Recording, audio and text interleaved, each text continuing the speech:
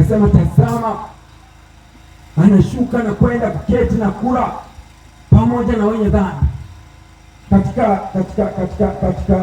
muktadha wa Kiyahudi, watoza ushuru na wenye dhambi waliwekwa katika kundi moja na walizingatiwa kama watu wasioweza kuokolewa.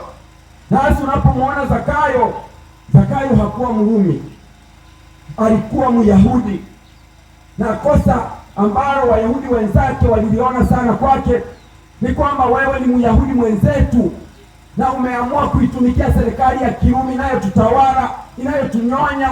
Kwa hiyo Wayahudi walimuona Zakayo kama mtu aliyepotea, mwenye dhambi, asiyeweza kuokolewa. Na ndio maana unaposoma kwenye Mathayo sura ya 9 mstari wa 11, wakati fulani Mafarisayo na waandishi walipomkuta Yesu ameketi na watoza ushuru na wenye dhambi, wakawaambia wanafunzi wake, angalia, mwalimu wenu anakula na kunywa pamoja na watoza ushuru na wenye dhambi. Waliwekwa katika kundi moja.